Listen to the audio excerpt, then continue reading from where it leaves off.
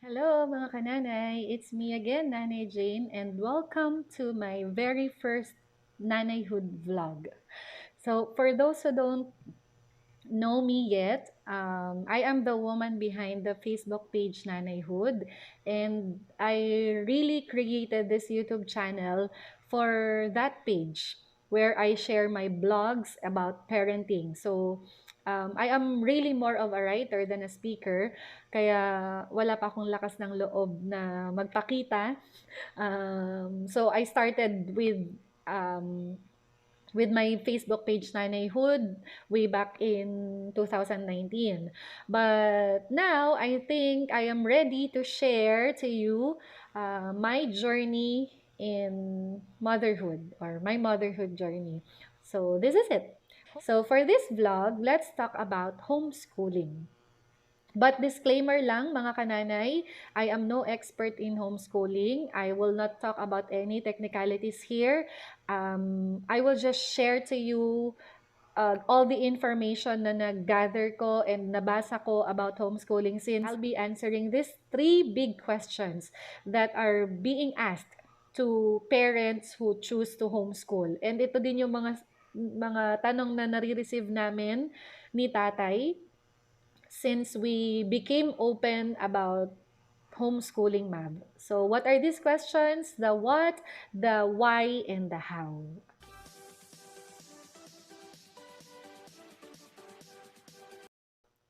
But before I begin, mga kananay, I will just tell you that this vlog is for open-minded people only. So, open-minded ka ba? If you are, stay with me until the end of this vlog. But if you are not open to new information, I think you have to skip this video.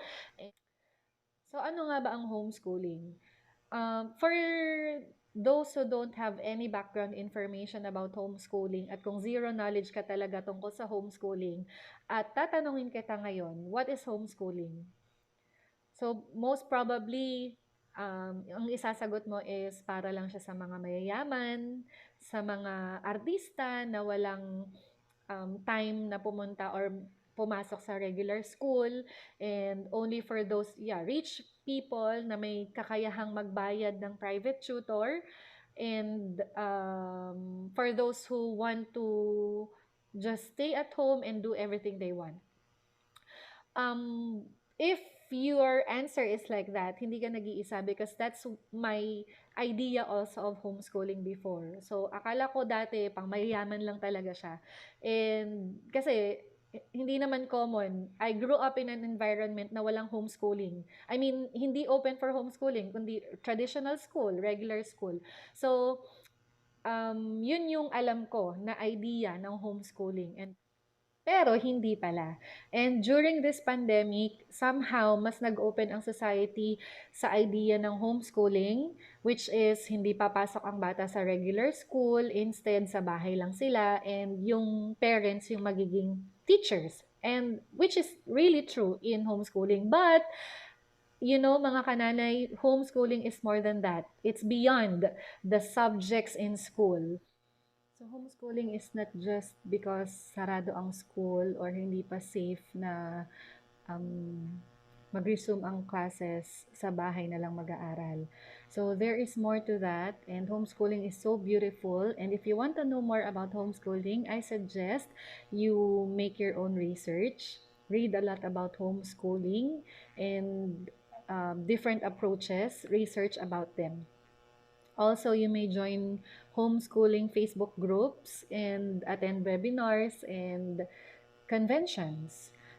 Don't limit your knowledge about homeschooling. Sobrang daming information on the internet, madaming homeschooling books, and pag-aralan mo lang lahat, basahin mo lang lahat, and after that, saka mo salain kung alin ang applicable or pinaka-applicable sa family mo and sa kakayahan ng anak mo. So, I think all homeschoolers have their own definition of homeschooling, so you have to find out your own meaning of homeschooling. And I will leave that to you. So for now, let's move on to these two bigger questions. And I think ito yung pinakamahirap sagutin kapag tinatanong kung bakit ka nag-homeschooling at paano?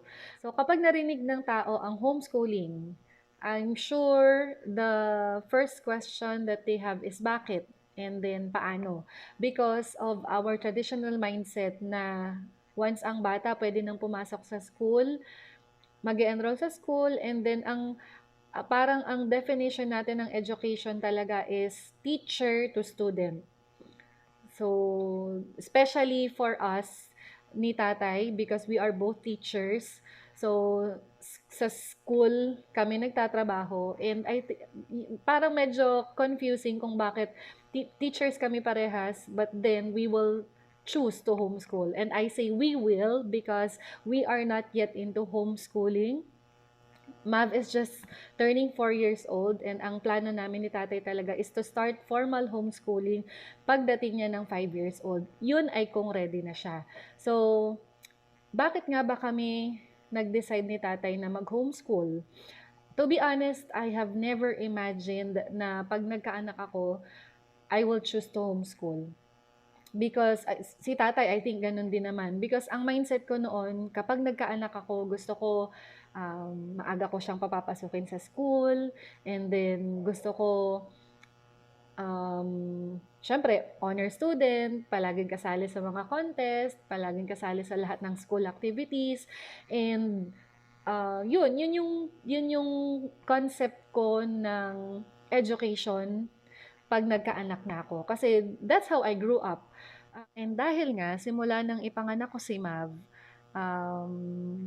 nagbasa na ako ng nagbasa tungkol sa parenting. And I followed several social media moms sa Instagram. And then, I also joined several mom groups. And then, dun ko natutunan or dun ko narinig ang homeschooling. And so, nag-research na ako, nagbasa na ako ng everything about homeschooling. And then, I shared it to tatay. So, pinag-usapan namin, we talked about it, we discussed the advantages and disadvantages, and we prayed for it. And so, yun, we decided to homeschool Mav because of these advantages na nakita namin. So, the first reason is, I think yun yung pinakamagandang regalo namin for Mav and pakonsuelo sa kanya, because mula nung baby pa siya or mula nung bumalik ako from my maternity leave, kasama ko na siya sa school. And because walang mag-aalaga sa kanya, so we didn't have any choice but to bring her to school para may mag-alaga sa kanya. And yun, so maaga siyang namulat sa concept ng literal na pagpasok sa school, na maagang gigising. Actually, tulog pa nga siya, bubuhatin ko na siya, and then we'll drive to school, and yun, maghapon na siya sa school. So, alam mo yung maaga siyang nawalan, I think, parang maaga naming nakuha sa kanya yung time na dapat sa bahay lang siya at maglalaro lang siya maghapon. So, ay, and after this pandemic, when everything is back to normal, I'm sure I will still bring her to school because wala pa rin naman siya makakasama dito sa bahay, and I still have to work. But at least, hindi siya papasok sa school para madaming gawin. I mean, para mag-focus lang sa academics. So, malaya pa rin siya na magawa ang lahat ng gusto niya and matutunan ang lahat ng gusto niyang matutunan at her own pace, at her own time, at her own way. Dahil nga, homeschooled siya. Homeschooled sa school. So, ayun.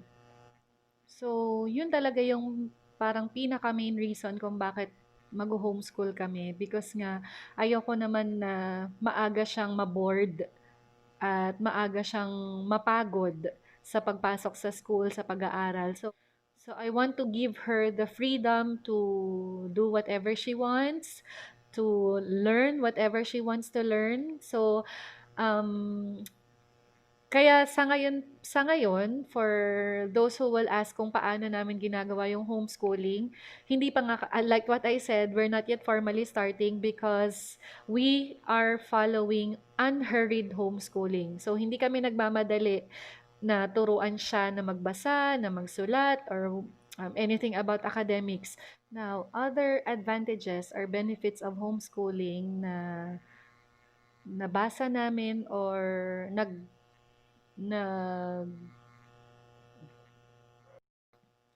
and then other benefits or advantages na nagustuhan namin about homeschooling is first, you have the control of curriculum. So, academic flexibility. Dahil nga ikaw yung masusunod sa gusto mong matutunan or sa tingin mong kailangang matutunan ng anak mo, you can decide kung saan lang kayo pwede gustong mag-focus.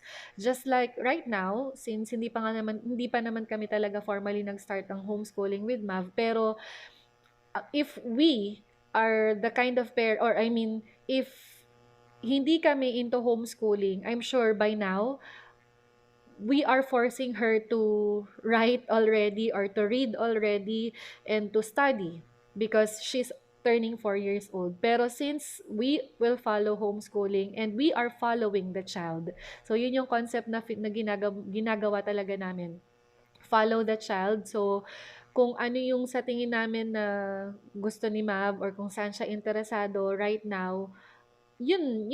If may opportunity na I think gusto niyang matutunan yung certain na bagay na ganito, then that's the time na ituturo namin sa kanya. Pero we are not into telling her what to do every day na Mav, at this time ganito na yung gagawin natin and then dito dapat ganito na yung alam mo. So, yun, we are just following her. So, kung ano talaga yung gusto niyang matutunan as of now, dun kami. And in connection to that, another advantage is the pace of learning. So, alam mo kung saan ka magfo-focus muna sa anak mo and alam mo kung ano muna yung dapat niyang matutunan because you are following her.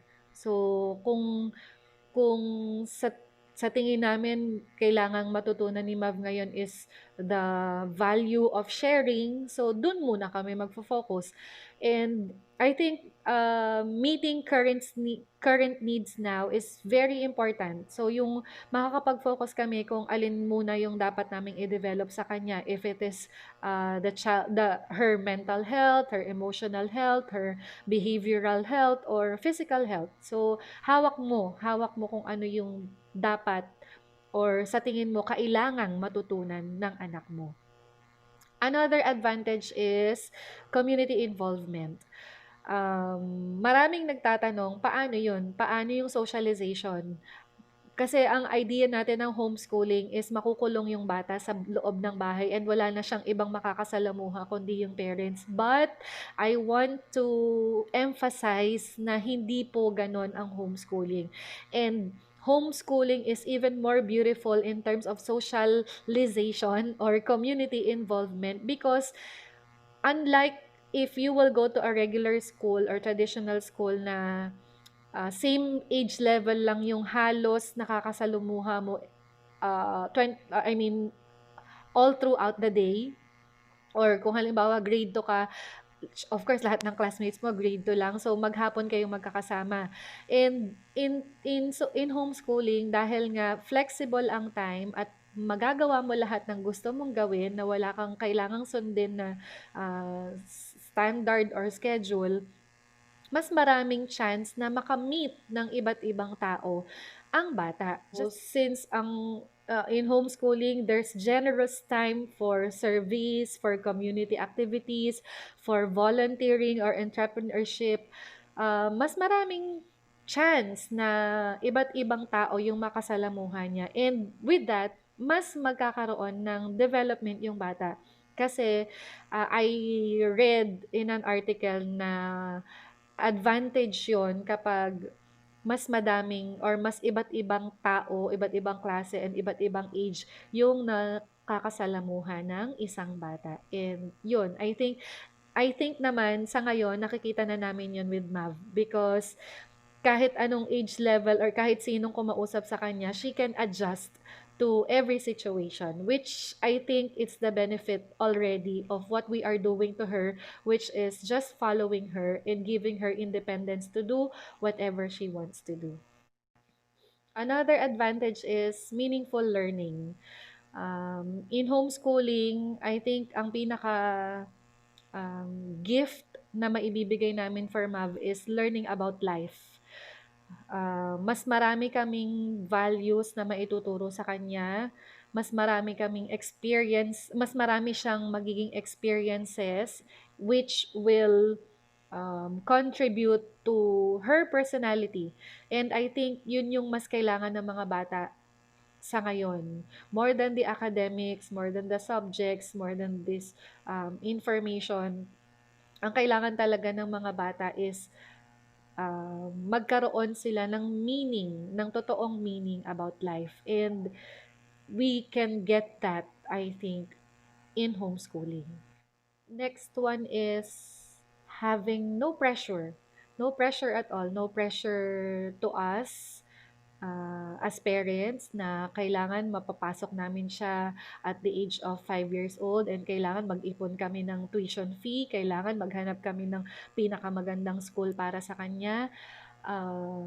And of course, no pressure for Mav dahil nga hindi siya mag-enroll sa school. So, I mean, hindi na mararamdaman yung pressure na naramdaman namin when we were students na kailangan aralin namin to, kailangan mag-aral kami, and kailangan makapasa kami sa test, kailangan mataas yung grades. So, yun yung ayaw namin sana for Mav.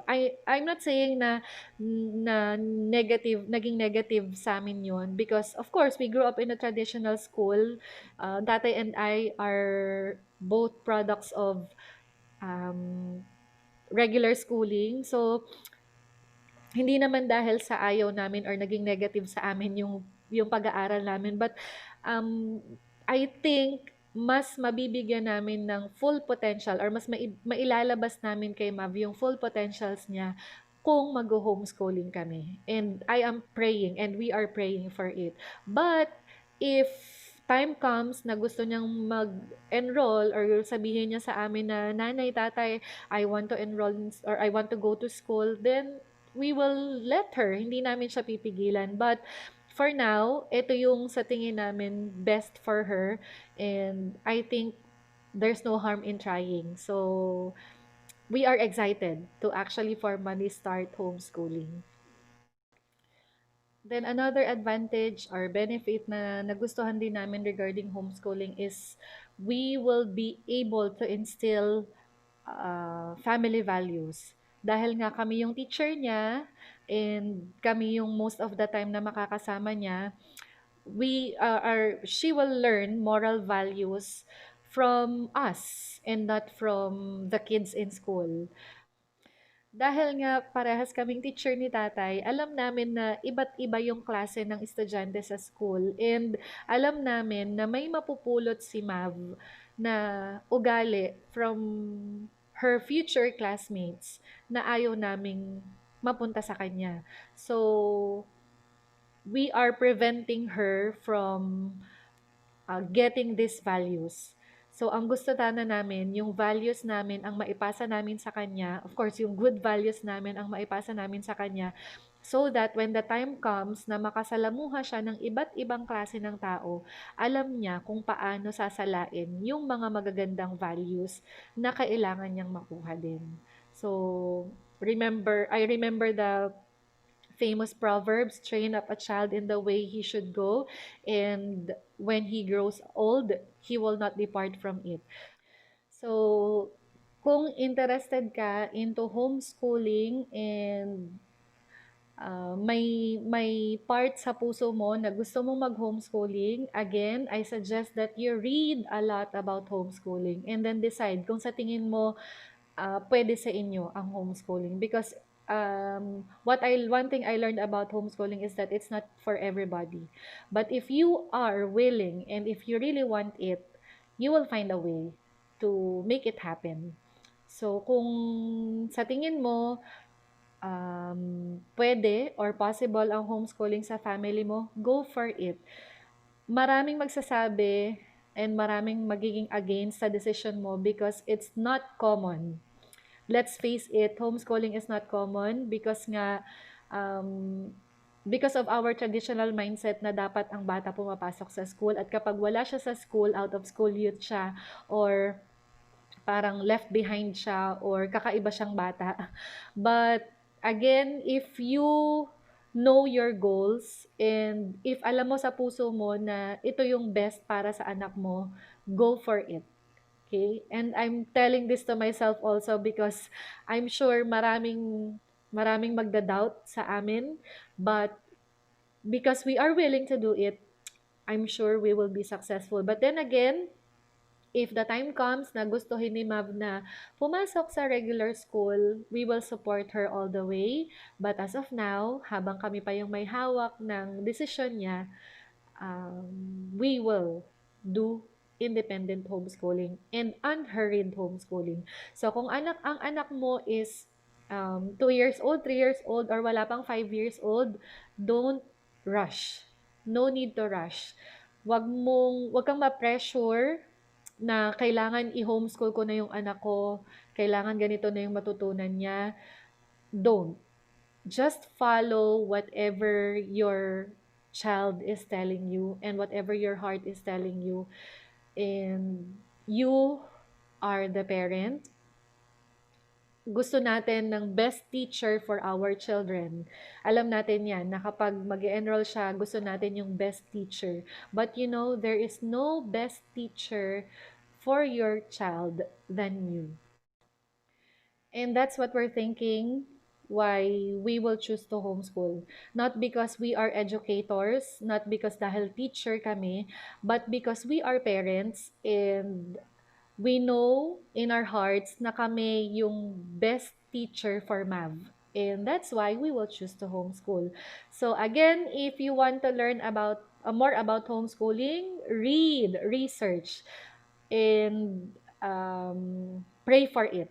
Okay? Pray for it. So again, I will do another vlog about unhurried and independent homeschooling. So I hope this is somehow helpful kung nag-iisip ka na mag-homeschooling. And I will share more about this in my next vlog. So to end this vlog, I will leave you with this statement from one of the Facebook pages that I follow, Going an Off-Grid Mom, and it says, homeschooling is about creating more meaningful moments with our children. It's about those fancy little talks, loud laughters, and priceless memories. Our main focus should be on building up our family. Learning happens all the time. Academics should be the least of our problem. Thank you so much mga ka-Nanay, and see you in our next vlog. Bye!